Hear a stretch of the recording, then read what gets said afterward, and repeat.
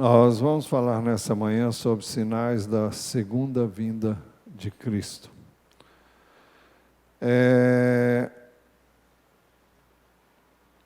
Nós temos vivido tempos difíceis no mundo e muitos têm visto em todas as coisas que têm acontecido sinais e evidências do retorno de Jesus. Muitos chegam a dizer que é iminente a sua volta. Mas vamos ver o que a Bíblia diz. A segunda vinda de Jesus será precedida de enganadores. É verdade que isso existe desde o princípio, mas vamos ver o que Jesus disse sobre isso. Lucas 17, 22 e 23. A seguir, Jesus disse aos seus discípulos: virá o tempo em que vocês desejarão ver um dos dias do Filho do Homem, mas não verão. E dirão a vocês: ele está aqui, ou lá está ele.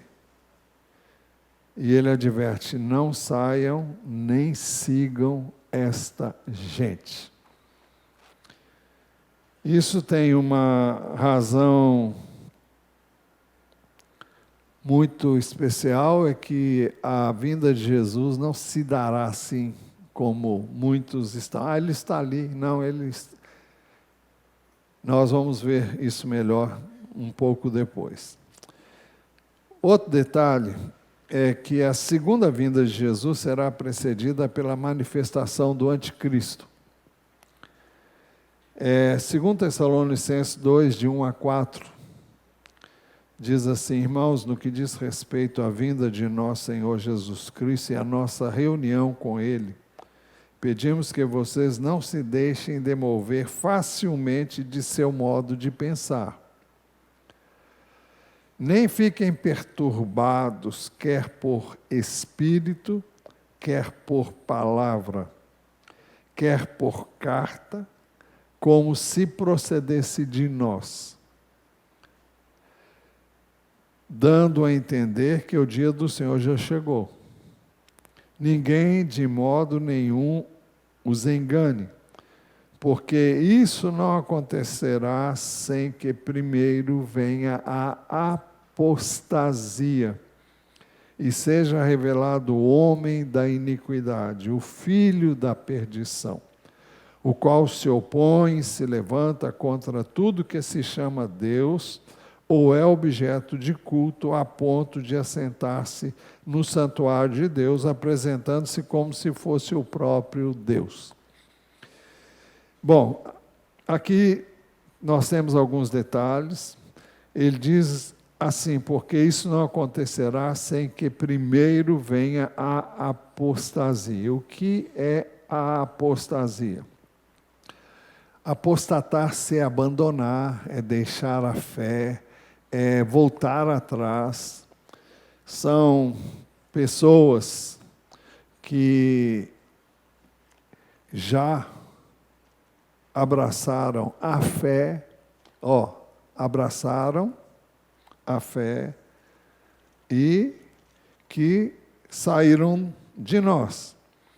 E são pessoas que um dia professaram crer em Jesus, quem sabe, como disse Jesus, tenha feito até milagres, prodígios, maravilhas, mas Jesus vai dizer para essas pessoas: nunca vos conheci, apartai-vos de mim, vós os que praticais a iniquidade. Então, o que eu queria ler agora está na 1 de João,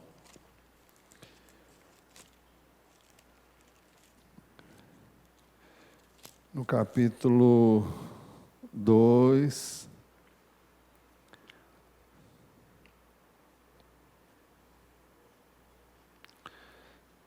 versículo 18. Filhinhos, esta é a última hora. E como vocês ouviram que o anticristo vem, também agora muitos anticristos têm surgido. Por isso sabemos que é a última hora. A última hora é o tempo que vai desde a primeira vinda de Jesus até ele vir pela segunda vez. Esta é a última hora. Eles saíram do nosso meio, veja, saíram do nosso meio, mas não eram dos nossos.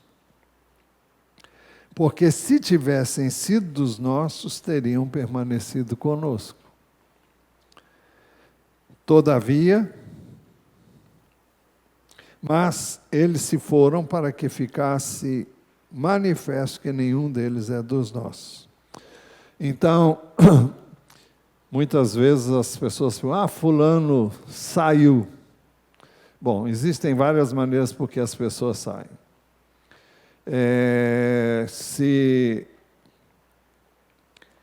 você pega uma porquinha bonitinha, aliás, bonitinha não, ela está lá na lama, você tira ela da lama, dá um banho nela, coloca perfume nela, coloca um lacinho cor-de-rosa no pescocinho dela e solta. Para onde ela vai? Ela vai voltar para o chiqueiro, porque a natureza dela é lá no chiqueiro. Então, alguém só volta para o mundo porque nunca foi do Senhor. É isso que a palavra diz aqui com clareza. Então, será um tempo de apostasia. E nós temos visto coisas assim que nos preocupam bastante. Líderes, pastores até, que esposam ideologias contrárias aos princípios da palavra de Deus, e isso nos deixa com a pulga atrás da orelha. Não temos o direito de julgar quem quer que seja. Jesus disse que você não deve colher o joio junto com o trigo, mas deixar que eles cresçam. Até que venha a hora da ceifa. E quem vai fazer a ceifa não sou eu, nem é você, mas é o Senhor Jesus. Então cabe a nós permanecermos firmes em Jesus e deixar que Ele faça. A única maneira do joio não permanecer entre nós é você ser realmente o que deve ser em Jesus. Se você é de Jesus, você vai fazer a diferença. Agora, se você vive uma vidinha igual a de todo mundo lá fora, então você não vai fazer nenhuma diferença e o joio vai se sentir muito bem com você, porque você faz tudo que ele faz.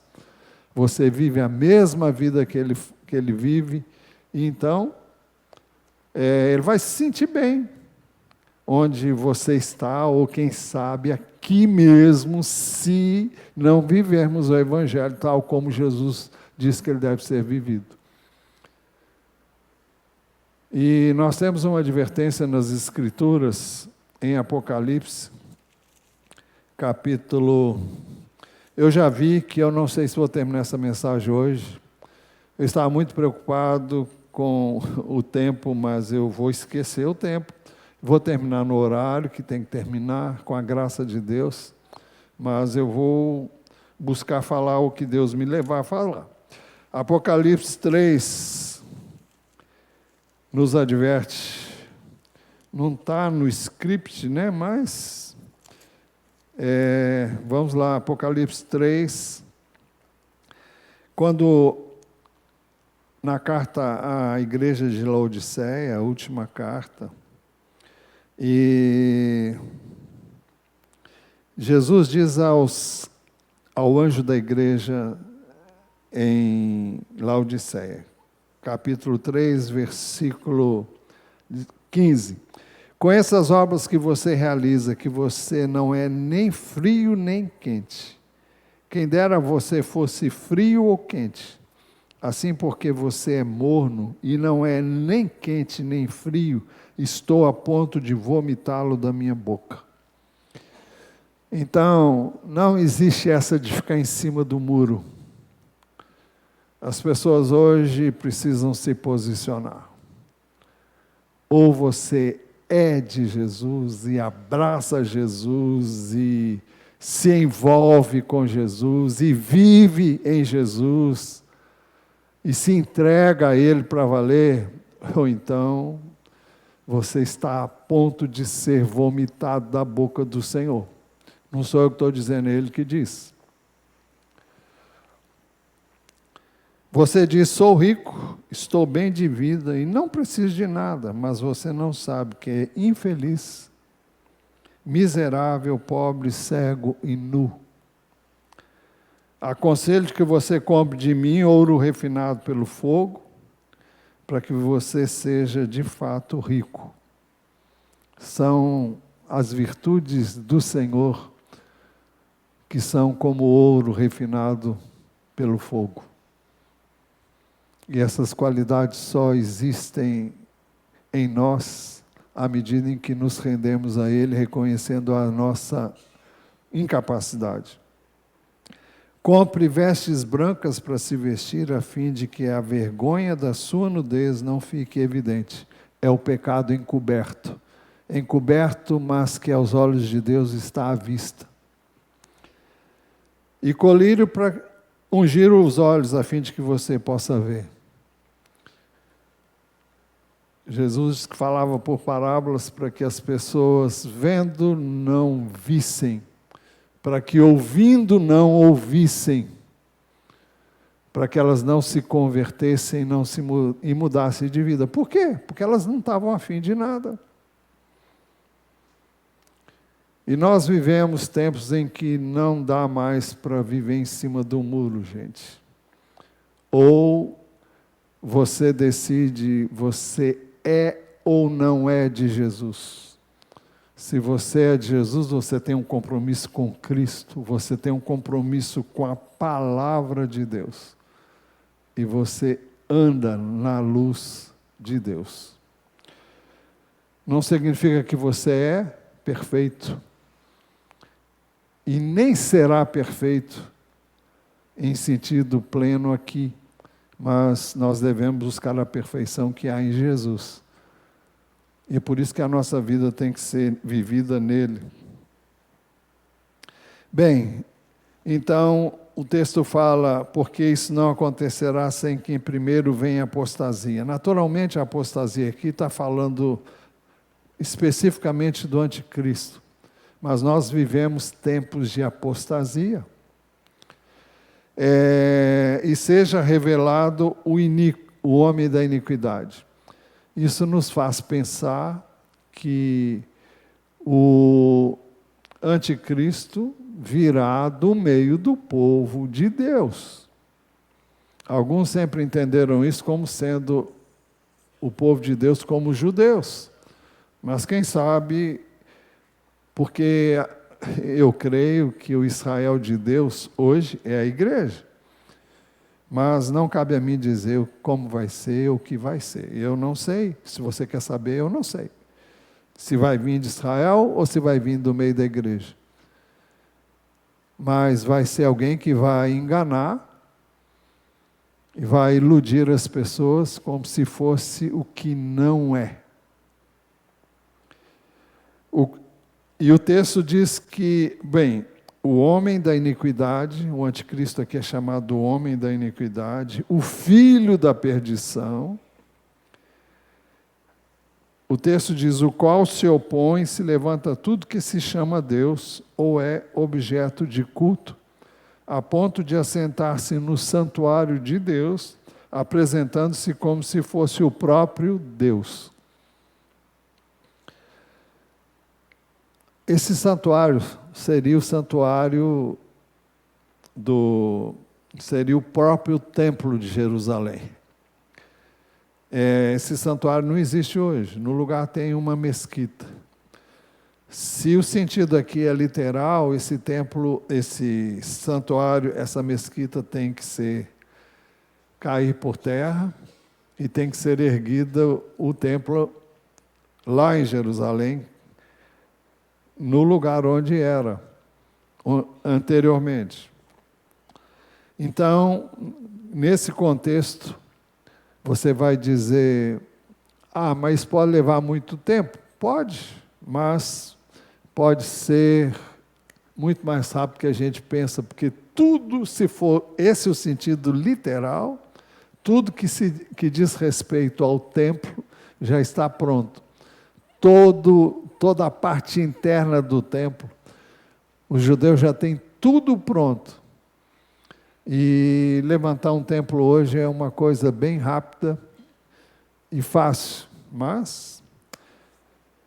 Então, o texto fala de alguém que vai se assentar num lugar e dizer-se, e agir como se fosse Deus. E se você se der ao trabalho de examinar o contexto, você vai ver que ele vai enganar aqueles que não deram ouvidos à verdade, mas deram ouvidos à mentira.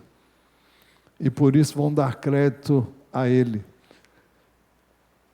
E essa é a estratégia de Satanás desde o Éden. Ele fala a mentira dele como se fosse a verdade. E ele procura enganar as pessoas que não dão crédito à verdade. Deus falou com o homem, não coma do fruto dessa árvore, porque no dia que você comer, você vai morrer. Depois, Eva e o seu marido ouviram, aliás, ela pelo menos ouviu. Olha, não vai acontecer nada com vocês. Então, Eva acreditou na mentira do diabo e comeu do fruto e deu para o marido. Bobão. A segunda vinda de Jesus será precedida por uma grande tribulação. Jesus disse, está registrado em Marcos 13, 14 e 20. Quando, pois, vocês virem o abominável da desolação situado onde não deve estar, quem lê entenda, então os que estiverem na Judéia, fujam para os montes, quem estiver no terraço não desça nem entre para tirar de casa alguma coisa. E quem estiver no campo, não volte atrás para buscar a sua capa. Ai das que estiverem grávidas e das que amamentarem naqueles dias, orem para que isso não aconteça no inverno, porque aqueles dias serão de tamanha tribulação, como nunca houve desde o princípio do mundo, criado por Deus até agora, e nunca jamais haverá. Se o Senhor não tivesse abreviado aqueles dias, ninguém seria salvo. E a salvação aqui não é no sentido eterno, não, é salvo daquela situação. Mas por causa dos eleitos que ele escolheu, Deus abreviou tais dias.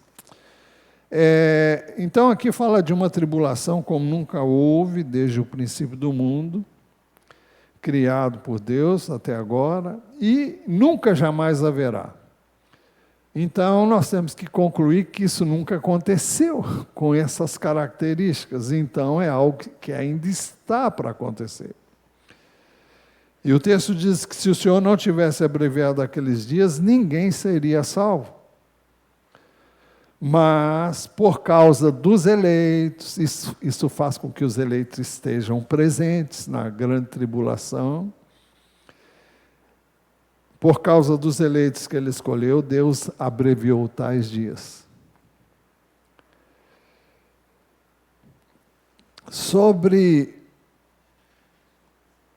o anticristo, Daniel 9, 27 diz assim: ele fará firme aliança com muitos por uma semana. Na metade da semana fará cessar o sacrifício e a oferta de cereais sobre a asa das abominações.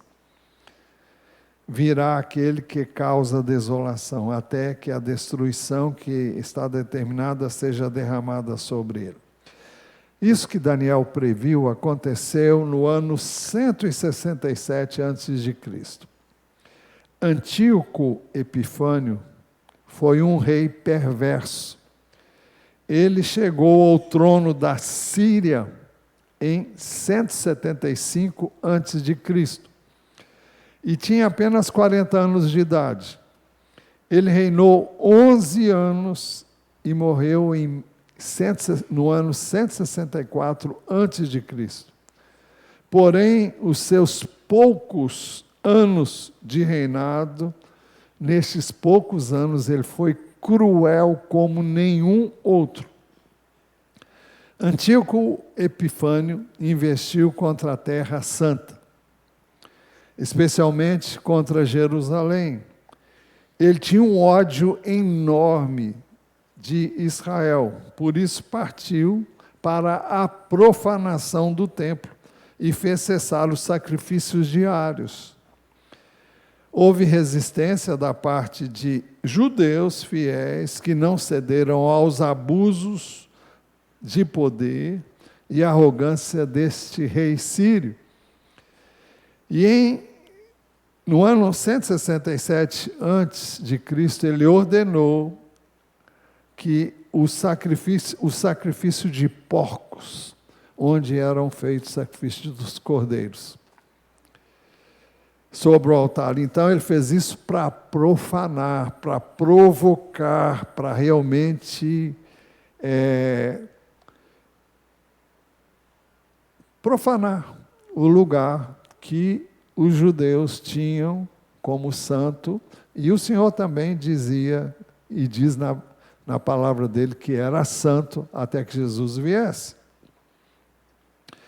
Jesus, ao mencionar este acontecimento, que ocorrera 200 anos antes, ele estava, segundo entendemos, dizendo que, no final, isso vai acontecer outra vez. Muitas profecias são como verdadeiros montes.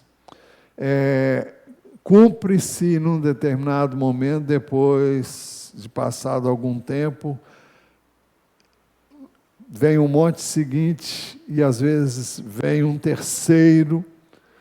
Muitas coisas ocorreram, por exemplo, quando a Bíblia fala na Babilônia, no Velho Testamento, realmente aconteceu exatamente como foi previsto a destruição da Babilônia. Tudo que está escrito lá se cumpriu. E nós temos as evidências disso até hoje. Ela foi totalmente destruída e jamais foi construído algo onde ela existia, até hoje. Mas o Apocalipse fala da Babilônia, em oposição a Jerusalém. E eu entendo que a Babilônia são os ímpios, e que a Nova Jerusalém, eu entendo, é a igreja, porque o livro do Apocalipse se refere à igreja como sendo a noiva do Senhor. Então, nós vamos viver aquilo que a Bíblia chama de Babilônia, no livro de Apocalipse, é uma referência ao sistema deste mundo, em contrapartida à igreja do Senhor.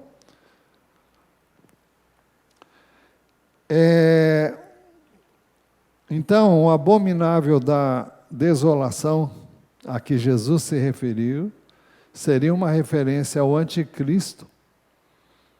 Isso já tinha acontecido antes, mas seria uma referência ao anticristo ao apresentar-se como se fosse o próprio Deus. Eu já li e vou ler outra vez.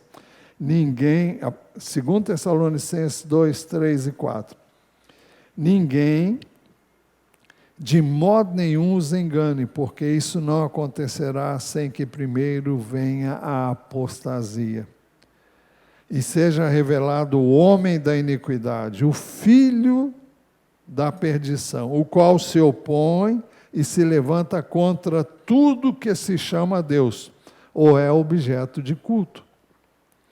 a ponto de assentar-se no santuário de Deus, apresentando-se como se fosse o próprio Deus.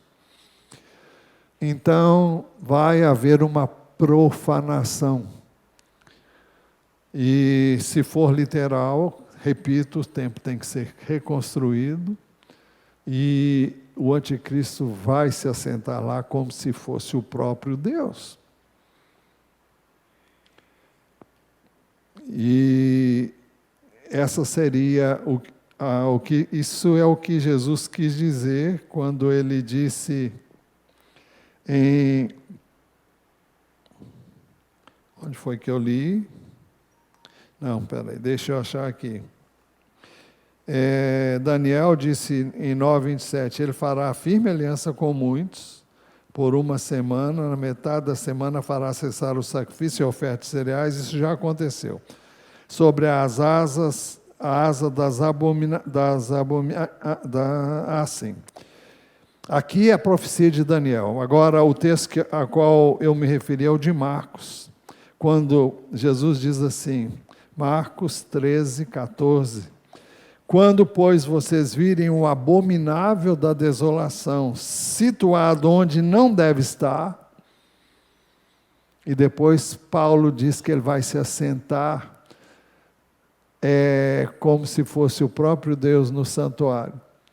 Então, Jesus, isso bate com, e não contra, bate com o que Jesus havia dito.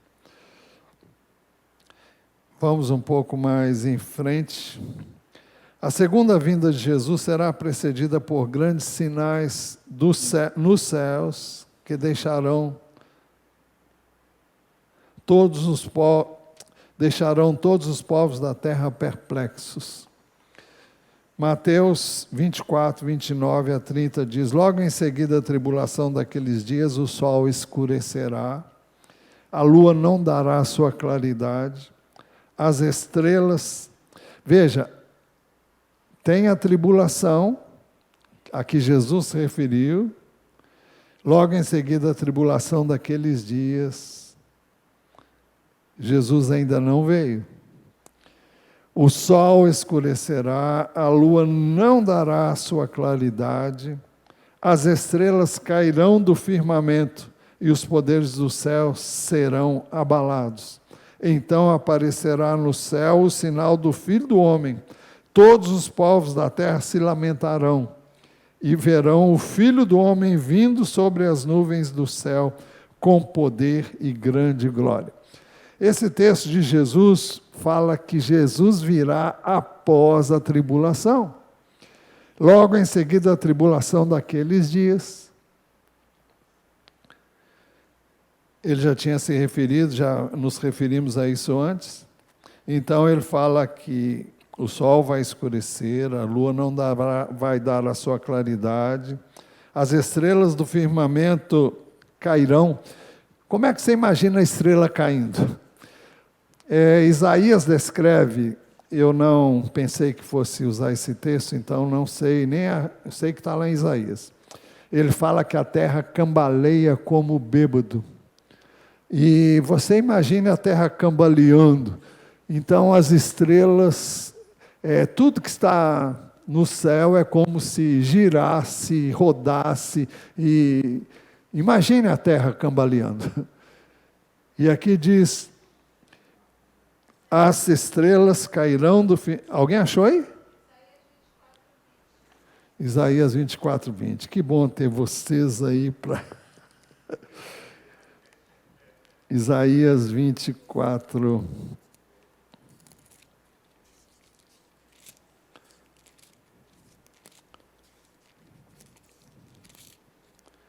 Vinte e quatro, 20.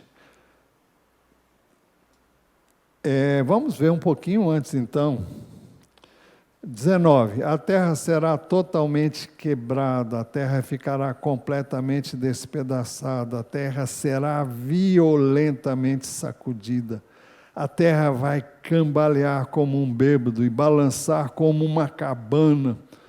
A sua transgressão pesa sobre ela, ela cairá e nunca mais se levantará.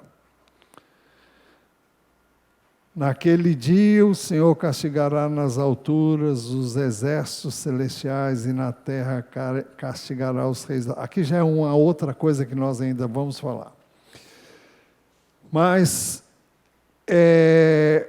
a Bíblia é maravilhosa, porque o velho se encaixa no novo e o novo se encaixa no velho e as coisas se harmonizam e não se contradizem, né?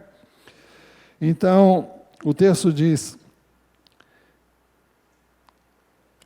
Mateus 24, 29, logo em seguida a tribulação daqueles dias, o sol escurecerá, a lua não dará sua claridade, as estrelas cairão do firmamento e os poderes do céu serão abalados. Então aparecerá no céu o sinal do Filho do Homem. Todos os povos se lamentarão e verão o Filho do Homem vindo sobre as nuvens do céu. Todo mundo vai ver, com poder e grande glória. Agora, por que os povos vão se lamentar? Porque vai ser um dia de lamento, porque não vai haver tempo para as pessoas se converterem. Então, só vão lamentar porque o que está para vir sobre eles. Aí é o juízo de Deus que a gente ainda não viu. Então, a segunda vinda de Jesus será visível a todos. Lucas 17, 24. São palavras de Jesus, porque assim como o relâmpago que resplandece e brilha de uma extremidade do céu até a outra, assim será no seu dia, o Filho do Homem. O texto diz que ele será visto por todos os povos. Ele será, porque assim como o relâmpago que resplandece e brilha de uma extremidade do céu até a outra, assim será no seu dia o Filho do Homem. Todos vão ver. Você vai me perguntar como? Eu não sei.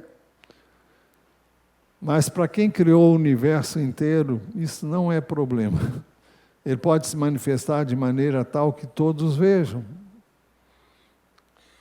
não importando a redondeza da Terra. Há quem fale que hoje os meios de comunicação, isso vai ser visto. Eu não creio, eu creio que nós vamos, eu não sei se eu estarei aqui, porque tem algo para ver ainda depois disso. Mas, quando ele se manifestar, bom, a gente vai ver daqui a pouco. Mas o fato é que você vai olhar para o céu e vai ver ele vindo. Na sua glória, no seu esplendor. E não está falando de uma coisa, eu não posso imaginar isso num aparelho de televisão, num celular. Eu vejo isso acontecendo de forma grandiosa, esplendorosa e gloriosa, né? A segunda vinda de Jesus será visível a todos ainda, Mateus 24, 27 e 28. Porque assim como o relâmpago sai do Oriente e brilha até o Ocidente, assim será a vinda do Filho do Homem. Onde estiver o cadáver, aí se ajuntarão os abutres. É uma linguagem meio estranha. Eu sempre achei essa linguagem aqui muito forte, né? Mas o Senhor sabe o que faz. Todo mundo vai saber. Onde estiver o cadáver, aí se ajuntarão os abutres. Isso significa que todo mundo vai ver. É algo que será perceptível. Um cadáver, quando começa a se decompor, você sente o cheiro dele, as aves vêm para tirar proveito dessa refeição, né, para elas. Mas a segunda vinda de Jesus desencadeará uma série de acontecimentos importantes. O primeiro acontecimento será a ressurreição dos mortos em Cristo. 1 Tessalonicenses 4, 13 a 16. Irmãos, não queremos que vocês ignorem a verdade a respeito dos que dormem. E a expressão os que dormem aqui é aqueles que morreram em Cristo. O corpo está dormindo, para que não fiquem tristes como os demais, que não têm esperança. Pois se cremos que Jesus morreu e ressuscitou, assim também Deus, mediante Jesus, trará na companhia dele os que dormem. E pela palavra do Senhor ainda lhes declaramos o seguinte: nós, os vivos, os que ficarmos até a vinda do Senhor, de modo nenhum precederemos os que dormem. Porque o Senhor mesmo, dada a sua palavra de ordem, ouvida a voz do arcanjo e ressoada a trombeta de Deus, descerá dos céus, e os mortos em Cristo ressuscitarão primeiro. Há alguma coisa aqui que nós precisamos destacar. Pois se cremos que Jesus morreu e ressuscitou, assim também Deus, mediante Jesus, trará na companhia dele os que dormem. Como é que Jesus vai trazer na companhia dele os que dormem? Eu creio, à luz da palavra de Deus, que vão vir aqueles que ainda não têm um corpo ressuscitado. O corpo está como que dormindo, é uma expressão para quem morreu em Cristo nas páginas do Novo Testamento. A expressão morte é aplicada para quem não é cristão, quem não creu em Jesus. Mas aos cristãos eles são chamados os que dormem. Isso porque o corpo será ressuscitado. Então, essa é a expressão bíblica.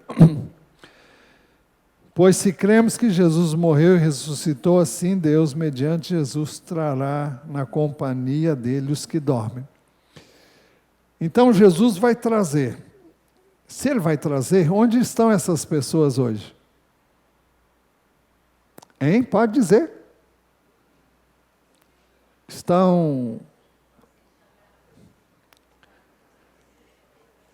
Elas estão com Jesus, gente. Olha, vamos ver o que diz primeiro Filipenses capítulo 1. Filipenses capítulo 1, deixa eu ver se é Filipenses. Não.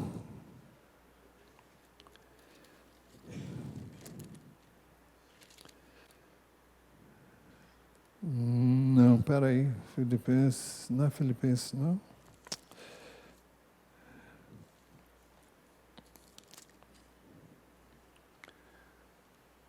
É aqui mesmo.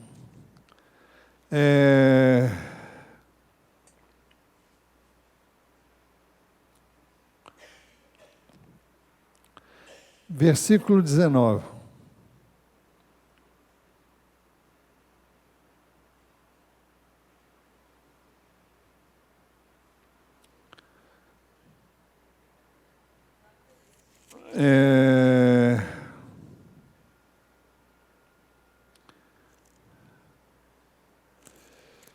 No versículo 18, 19, para que haja um entendimento melhor.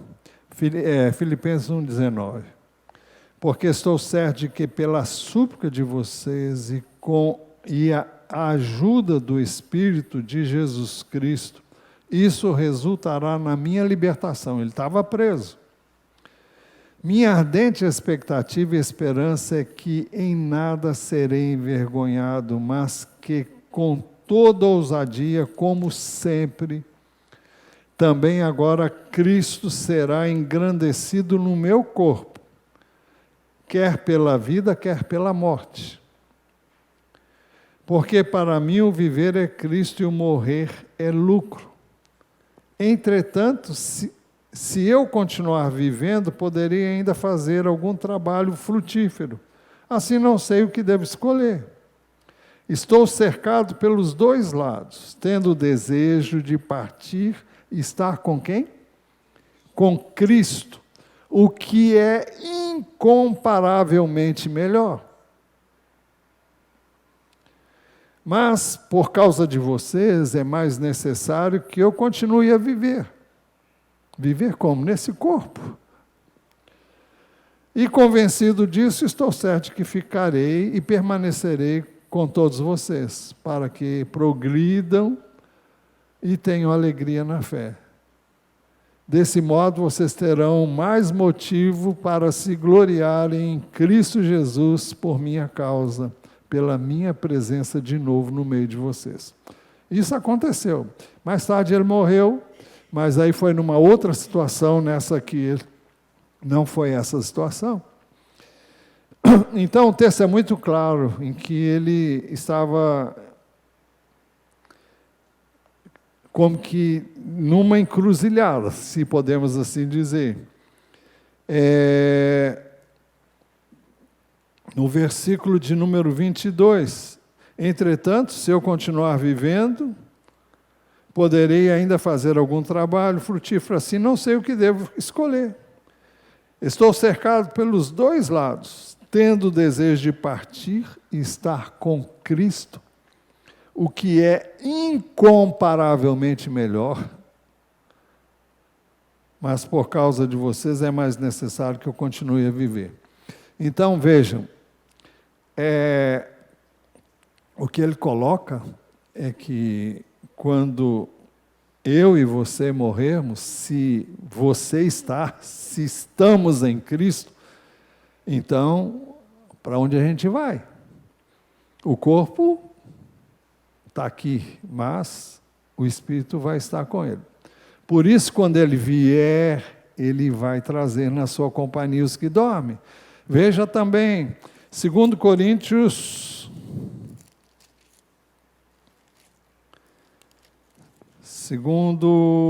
Coríntios, capítulo, eu vou achar aqui.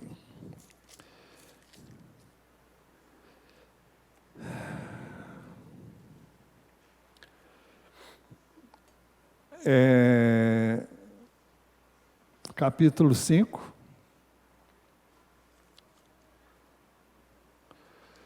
Versículo 4. Eu vou ler desde o início, capítulo 5. Pois sabemos que se a nossa casa terrestre está se referindo ao seu corpo, deste tabernáculo se desfizer, temos da parte de Deus um edifício, uma casa não feita por mãos humanas, eterna nos céus.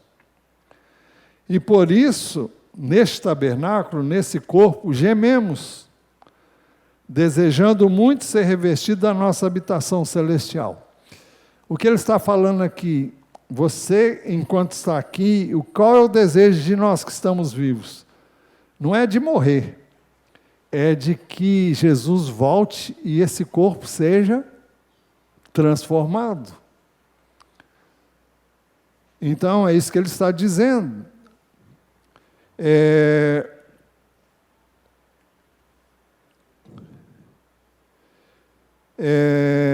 Desejando muito ser revestidos da nossa habitação celestial, se de fato formos encontrados vestidos e não nus.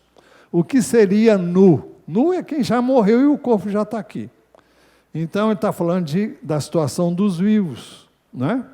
O desejo de quem está vivo hoje passa por N situações. Tem hora que você dá vontade de já estar lá. Não é? Eu não estou falando de suicídio, não, tenha misericórdia, viu? Eu estou falando do desejo de estar melhor do que está aqui, tá? É disso que eu estou falando. Ninguém de sã consciência em Cristo vai fazer um negócio desse, mas... Pois nós que estamos neste tabernáculo gememos angustiados, não por querermos ser despidos para morrer, mas revestidos para que o mortal seja absorvido pela vida. Ora, foi o próprio Deus quem nos preparou para isso, dando-nos o penhor do Espírito, a garantia do Espírito, o Espírito de Deus.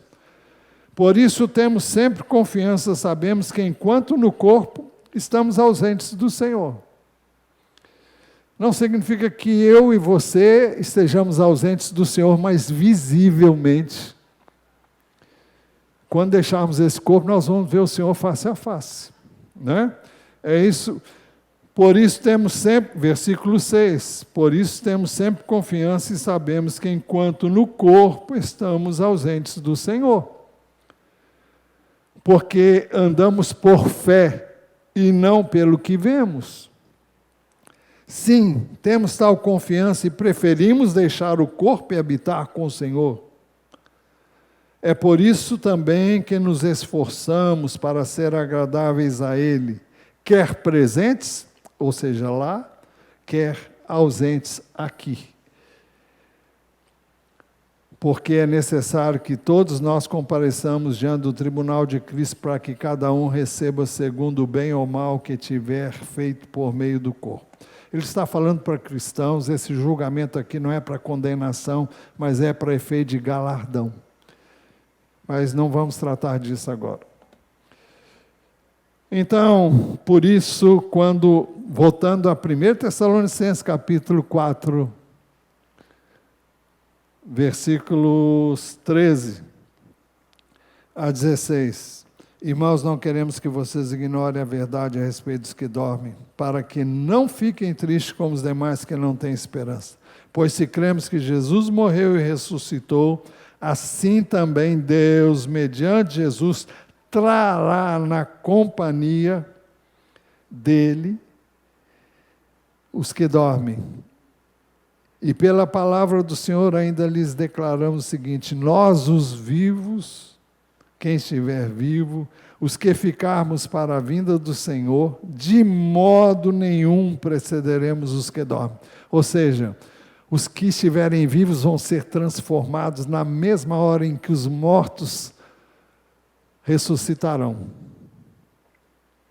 Então, a ressurreição dos mortos se dará e no mesmo instante em que os que estiverem vivos serão transformados. Porque o Senhor mesmo, dada a sua palavra de ordem, ouvida a voz do arcanjo e ressoada a trombeta de Deus, descerá dos céus e os mortos em Cristo ressuscitarão primeiro.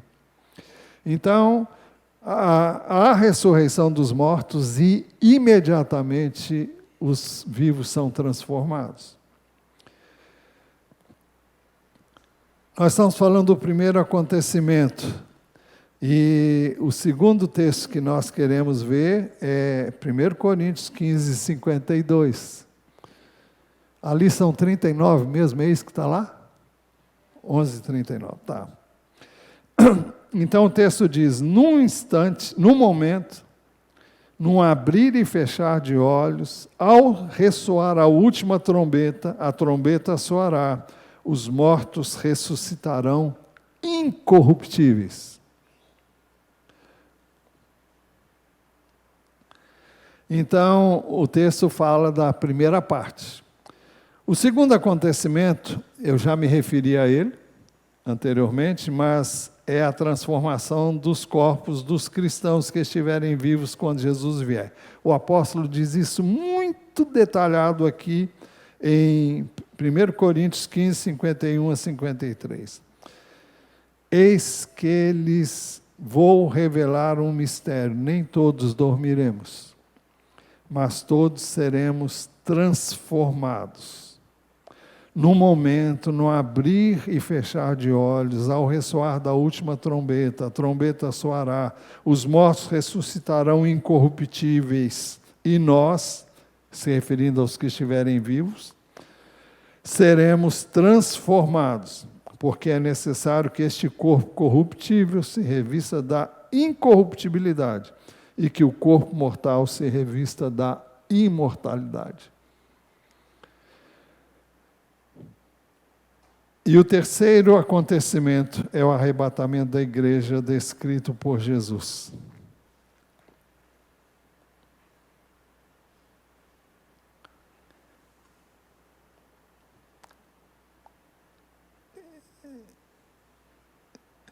Ele, Mateus 24, 31. Ele enviará os seus anjos com grande som de trombeta. os quais reunirão os seus escolhidos dos quatro ventos, de uma a outra extremidade do céu. Então, aqui fala do momento em que os anjos do Senhor vão recolher os escolhidos de uma a outra extremidade dos céus, para o arrebatamento. Ainda sobre o arrebatamento da igreja, descrito agora pelo apóstolo Paulo. É o texto que nós acabamos de ler em 1 Tessalonicenses 4, 16, 17, porque o Senhor mesmo, dada a sua palavra de ordem, ouvida a voz do arcanjo e ressoada a trombeta de Deus, descerá dos céus, e os mortos em Cristo ressuscitarão primeiro. Depois nós, os vivos, os que ficarmos, seremos arrebatados juntamente com eles, entre nuvens, para o encontro com o Senhor nos ares, e assim estaremos para sempre com o Senhor. É assim que ele descreve o arrebatamento da igreja.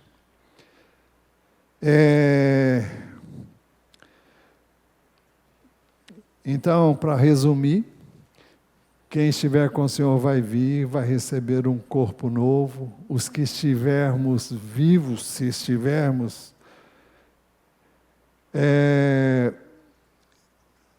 vamos receber um corpo novo e vamos subir juntos. Não vai haver, um não vai antes do outro. A reunião permanente com Jesus se dará um só tempo. Os que já foram vão receber um corpo novo e os que estiverem aqui também.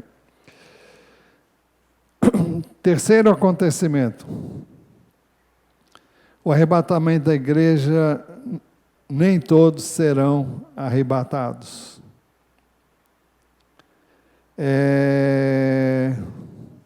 Eu acho que eu vou parar por aqui.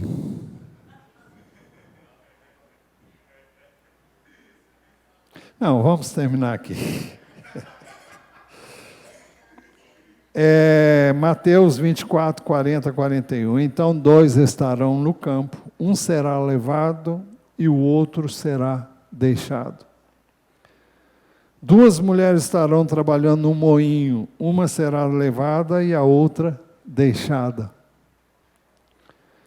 Vamos para o outro texto, Lucas 17, 34, 36. Digo a vocês que naquela noite 2 pessoas estarão numa cama. Uma será levada e a outra será deixada. 2 mulheres estarão juntas moendo trigo. Uma será tomada e a outra será deixada. 2 estarão no campo, um será tomado e o outro será deixado. Vocês veem que onde em alguns lugares do mundo é noite, aqui é dia. Então, uns estarão trabalhando, outros estarão dormindo. Um será deixado, outro será levado. Qual é o critério? Só tem lugar para um, então esse vai não, é de acordo com a fé. Quem realmente colocou sua fé em Jesus, um vai, o outro que não colocou, não vai.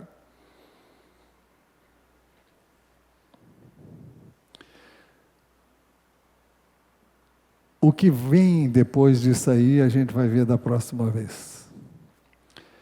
Eu queria que a Janine fosse lá para o final, para a conclusão.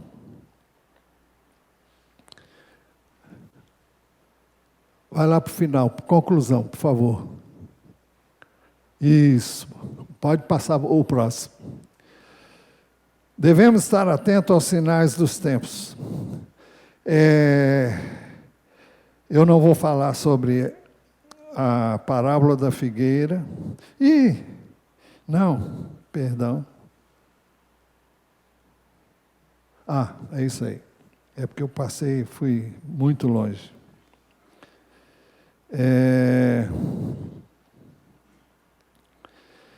Nós devemos estar atentos ao principal sinal da segunda vinda de Jesus Cristo, que é a manifestação do anticristo.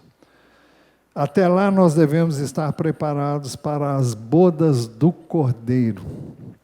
Apocalipse 19, 5 a 8 diz, e do trono saiu uma voz que dizia: louvem o nosso Deus, todos vocês, os seus servos, todos que o temem, os pequenos e os grandes.